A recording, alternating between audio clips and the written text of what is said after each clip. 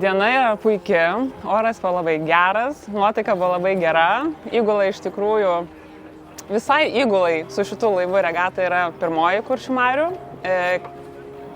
Šitą įgulą išlaikome visišką lyčių lygybę.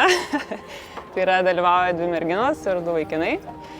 Ir pati distancija buvo labai įdomi ir permaininga, pavėjui sekėsi prašiau, tai yra geriau, prieš vėją sekėsi prasčiau, tačiau mes manom, kad gera nuotaika yra sėkmės garantas ir tikimės geresnių dar etapų ateinančiomis dienomis. Moteris kapitonė Lietuvoje tikrai dar nėra toks dažnas dalykas. Kaip čia taip nutiko? Kaip tarp šito įgulai sutarėt, kas bus kapitonas?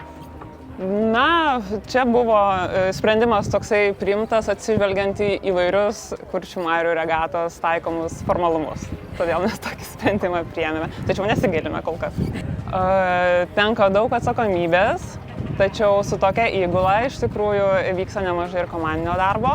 Ir iš tikrųjų šitą klausimą reikėtų užduoti gal etapo regatos pabaigoje, ne pradžioje. Kol kas viskas gerai. Architektų turime vieną vienetą įguloje, kuris yra laivo savininkas, Aurimas Jirusas ir jo įmonė Implement Architects. Taip ir pavadintas šis laivas, o kiti žmonės yra iš įvairių sričių, su architektūra ne visai susiję. Taip, turime patį jauniausią įgulos dalyvį, Vilnius Jirusą, tai yra Aurimos Jiruso ir Ugnės Bučinskaitės sūnus, ir jisai dalyvauja regatoje, jam yra paskutinę regatos dieną jam bus lygiai 2 metai. Tai yra rugpjūčio 2 dieną jam bus lygiai 2 metai.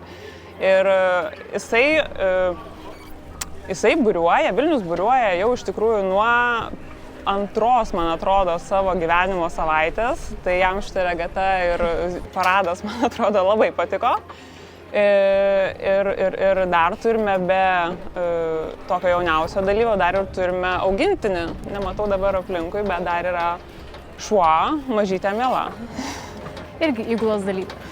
Irgi įgulos komandos narė, taip, įgulos narė.